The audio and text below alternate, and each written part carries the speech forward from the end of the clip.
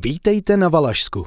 V kraji zalesněných kopců a hlubokých údolí, v kraji dobrých lidí a zajímavé historie. Toto video je prvním dílem čtyřdílné série s názvem Srdce Valašska z nebe, které vám představí severní část regionu spolu se Vsetínem.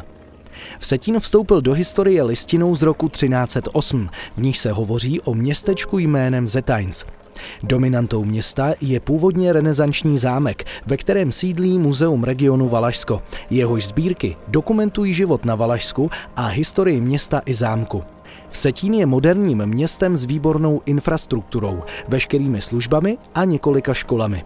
Základní škola na Trávníkách byla postavena v roce 1953 a je velmi oblíbená především díky svému zaměření na rozšířenou výuku hudební, výtvarné a tělesné výchovy, kterou nabízí prostřednictvím nepovinných předmětů.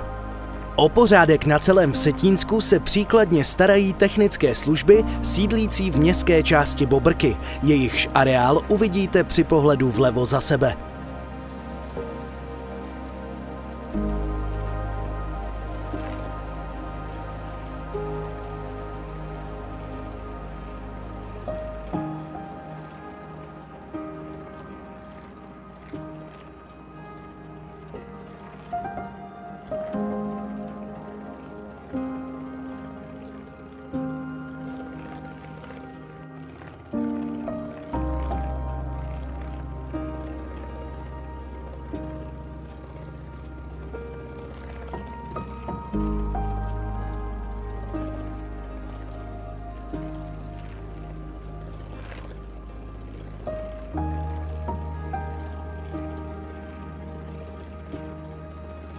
Když se rozhlédnete po okolních kopcích, po pravé straně na obzoru můžete spatřit vrchol Cábu.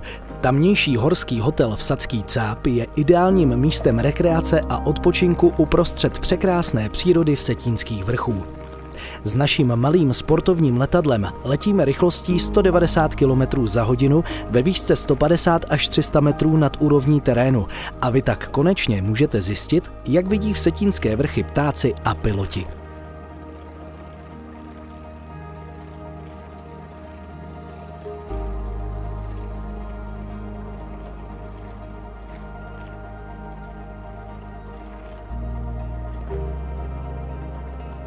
Přes hřeben z vrcholy Dušná a Brdo se přenesete nad nevelkou horskou obec jménem Malá Bystřice, která vznikla kolem roku 1620 z rozptýlených pasekářských usedlostí podaných z rožnovského panství. Jednou z těch osad, kterou zahlédnete vpravo, je Santov. Chaloupky usazené ve stráni stejnojmenného kopce jsou pastvou pro oko, stejně jako nádherné výhledy do okolí. Turisty potěší i návštěva útulné hospůdky, která kdysi dávno bývala obchodem a kde se k popovídání scházeli místní pasekáři. Po levé straně si můžete všimnout špičatého zalesněného vrchu jménem Zámčisko, na kterém se nacházejí pozůstatky hradu Klenov, který je možná oním Freundsbergem, o němž hovoří v souvislosti s templářskými rytíři listina z roku 1308, v níž je poprvé zmíněn Vsetín. Nepřehlédnete ani odhalený hřbet kopce Štípa, na kterém se tyčí Svantovítova skála, která se jmenuje podle slovanského boha Svantovíta.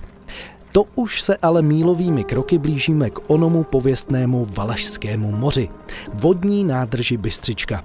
Věděli jste, že se stavěla ještě za Rakouska-Uherska v letech 1907 až 1912 jako zásobárna vody pro plánovaný, ale dodnes neuskutečněný Odersko-Dunajský průplav?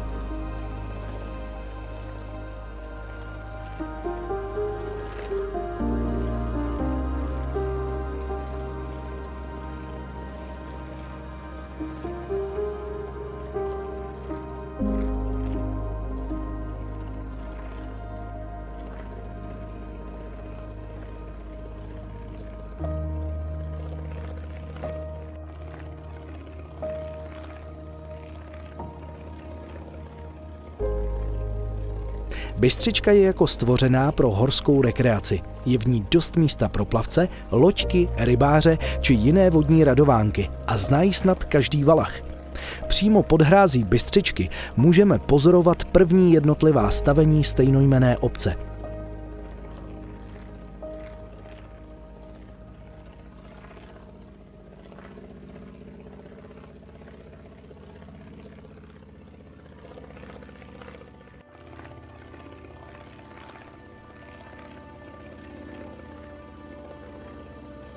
Bystřička jako samostatná ves existuje až od roku 1647.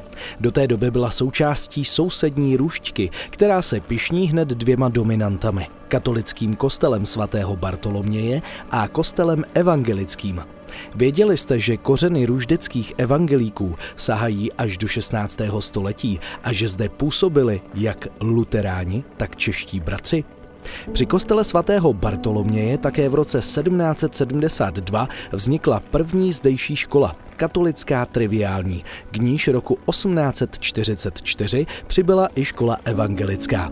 Netrvalo dlouho, obě školy byly sloučeny a staly se předchůdkyní nynější základní školy Růžďka, která je díky přístupu pedagogů i svému neustále se modernizujícímu vybavení tím nejlepším startem do života všech svých žáků.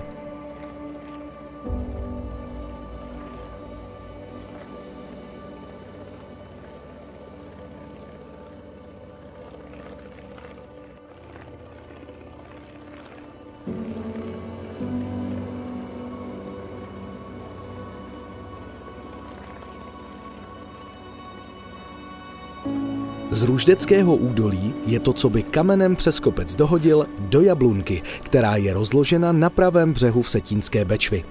Také v Jablunce mělo protestantství své horlivé zastánce. Přestože první dochovaný písemný záznam pochází z roku 1505, je velmi pravděpodobné, že obec vznikla již ve 13. století. Slibně se rozvíjela a už v 17. století zde byl mlýn a pila, později i papírna či brusírna skla a další výrobny. A možná vás bude zajímat, že během Valašského povstání, kdy Valaši byli poraženi, neminul soud a následná poprava dva jablunkovské chlapy, Jiřího Rozlera a Mikulu Tomášů.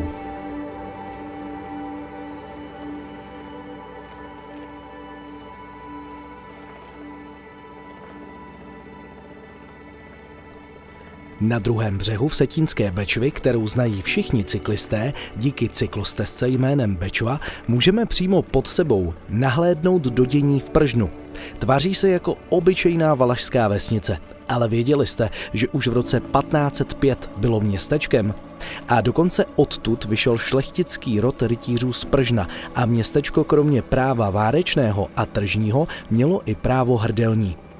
Oblíbenou zastávkou turistů a cyklistů bývají prženské paseky, obzvláště hospoda u Holáňů s rozhlednou, odkud můžete vidět hezký kus Valašska.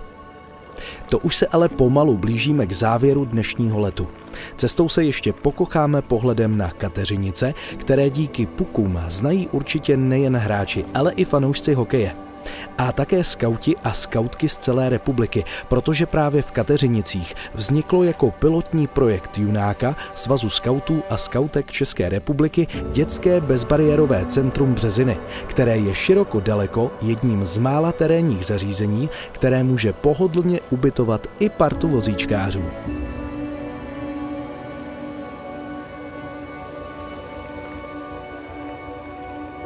Svou polohou a přírodními krásami přitahuje obec jak aktivní turisty, tak i milovníky procházek. Budete se tady cítit zcela bezpečně. Kateřinice totiž nejsou průjezdné a tak je na místní silnici poměrně malý provoz a dobré cesty vedou až na paseky.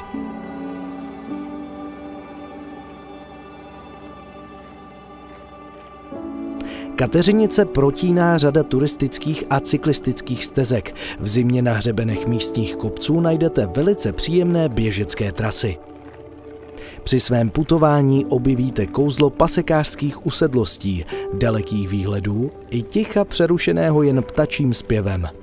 Prostě všechno to, co mají obyvatelé Kateřinic na dosah ruky a co vy jste mohli tušit během našeho letu.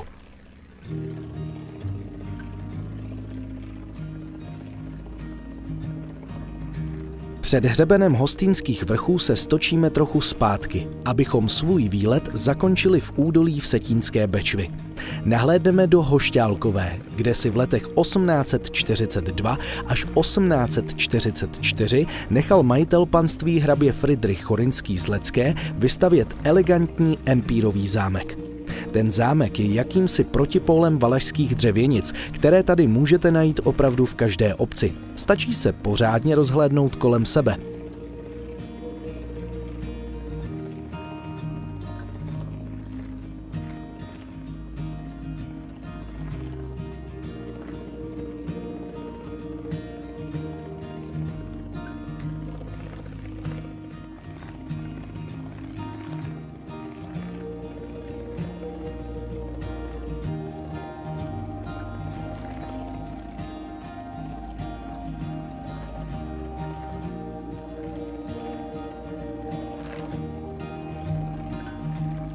Hošťálkovou protéká říčka Ratibořka a protože jsme pozorně sledovali její tok, dovedla nás do cíle dnešního výletu, do Ratiboře.